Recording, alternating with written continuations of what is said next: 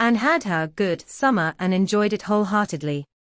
She and Diana fairly lived outdoors, reveling in all the delights that Lover's Lane and the Dryads Bubble and Willowmere and Victoria Island afforded.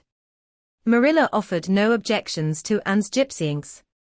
The Spencervale doctor, who had come the night Minnie May had the croup met, and at the house of a patient one afternoon early in vacation, looked her over sharply, screwed up his mouth, shook his head, and sent a message to Marilla Cuthbert by another person. It was, "Keep that red-headed girl of yours in the open air all summer, and don't let her read books until she gets more spring into her step."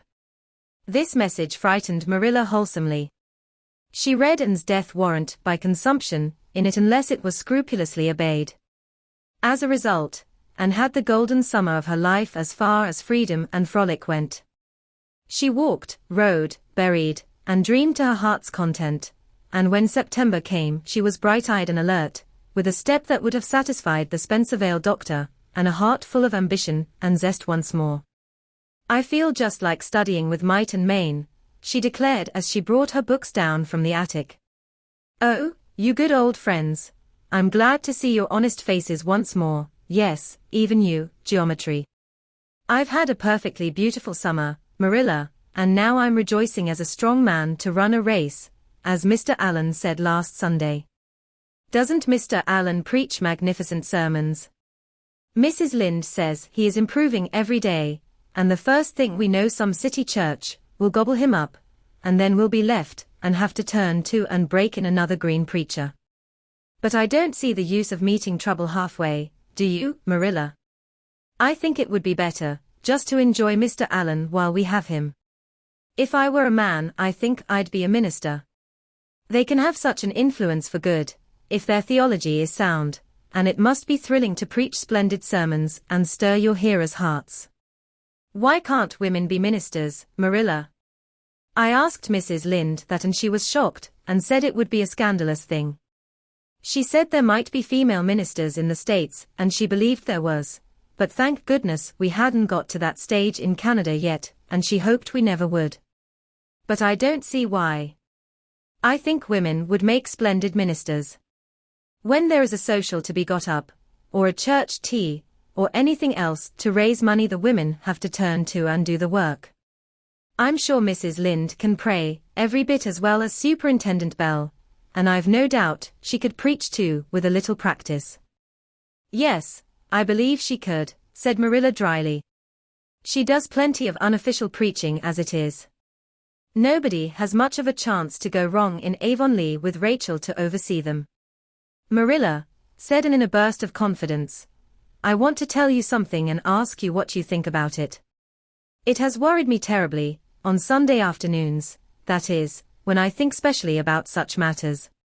I do really want to be good, and when I'm with you or Mrs. Allen, or Miss Stacy, I want it more than ever, and I want to do just what would please you and what you would approve of. But mostly when I'm with Mrs. Lynde I feel desperately wicked, and as if I wanted to go and do the very thing she tells me I oughtn't to do. I feel irresistibly tempted to do it.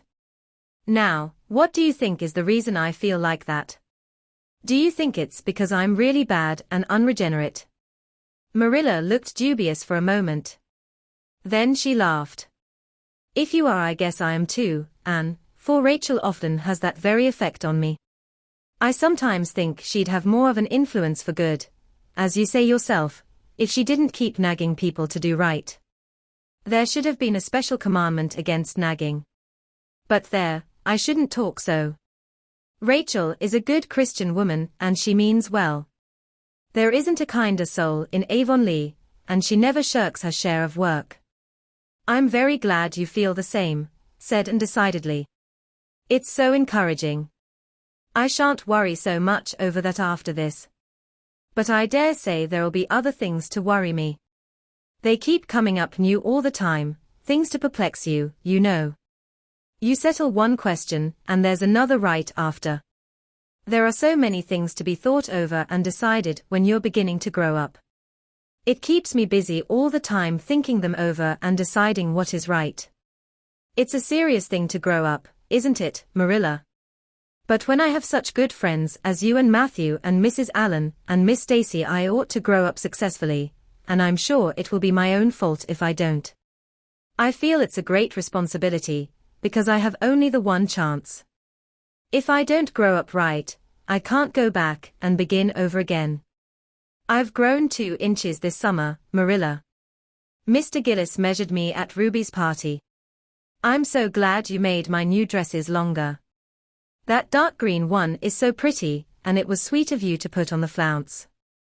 Of course I know it wasn't really necessary, but flounces are so stylish this fall, and Josie Pye has flounces on all her dresses. I know I'll be able to study better because of mine.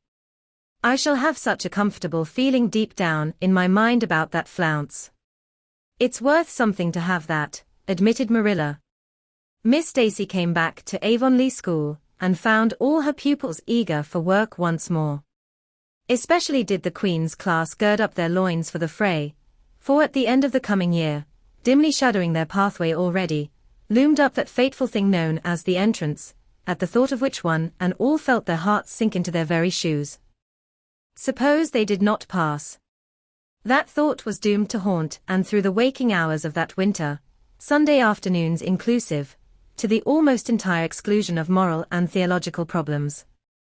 When Anne had bad dreams, she found herself staring miserably at pass lists of the entrance exams, where Gilbert Blythe's name was blazoned at the top and in which hers did not appear at all. But it was a jolly, busy, happy, swift-flying winter. Schoolwork was as interesting, class rivalry as absorbing, as of yore. New worlds of thought, feeling, and ambition, fresh, fascinating fields of unexplored knowledge seemed to be opening out before Anne's eager eyes. Hills peaked o'er hill and Alps on Alps arose. Much of all this was due to Miss Stacy's tactful, careful, broad-minded guidance. She led her class to think and explore and discover for themselves and encouraged straying from the old beaten paths to a degree that quite shocked Mrs. Lynde and the school trustees, who viewed all innovations on established methods rather dubiously. Apart from her studies and expanded socially, for Marilla, mindful of the Spencervale doctor's dictum, no longer vetoed occasional outings. The debating club flourished and gave several concerts. There were 1 or 2 parties almost verging on grown-up affairs, there were sleigh drives and skating frolics galore. Between times and grew, shooting up so rapidly that Marilla was astonished one day, when they were standing side by side, to find the girl was taller than herself. "Why, Anne, how you've grown," she said, almost unbelievingly. A sigh followed on the words. Marilla felt a queer regret over Anne's inches.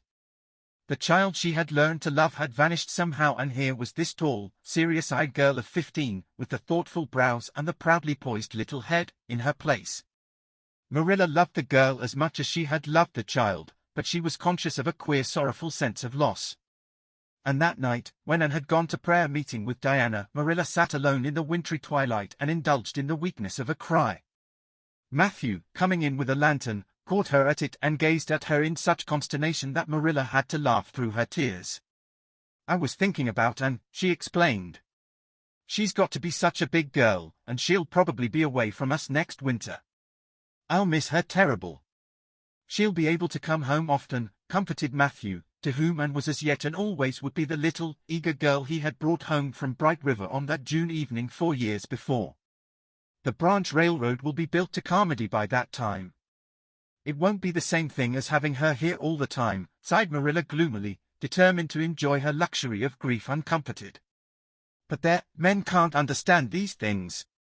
There were other changes in Anne no less real than the physical change. For one thing, she became much quieter. Perhaps she thought all the more and dreamed as much as ever, but she certainly talked less. Marilla noticed and commented on this also. "You don't chatter half as much as you used to, Anne, nor use half as many big words. What has come over you?" Anne colored and laughed a little, as she dropped her book and looked dreamily out of the window, where big fat red birds were bursting out on the creeper in response to the lure of the spring sunshine. "I don't know, I don't want to talk as much," she said, denting her chin thoughtfully with her forefinger. "It's nicer to think dear, pretty thoughts and keep them in one's heart, like treasures. I don't like to have them laughed at or wondered over. And somehow I don't want to use big words any more. It's almost a pity, isn't it, now that I'm really growing big enough to say them if I did want to. It's fun to be almost grown up in some ways, but it's not the kind of fun I expected, Marilla. There's so much to learn and do and think that there isn't time for big words. Besides, Miss Stacy says the short ones are much stronger and better. She makes us write all our essays as simply as possible. It was hard at first. I was so used to crowding in all the fine big words I could think of, and I thought of any number of them. But I've got used to it now and I see it's so much better. What has become of your story club? I haven't heard you speak of it for a long time. The story club isn't in existence any longer. We hadn't time for it, and anyhow I think we had got tired of it. It was silly to be writing about love and murder and elopements and mysteries.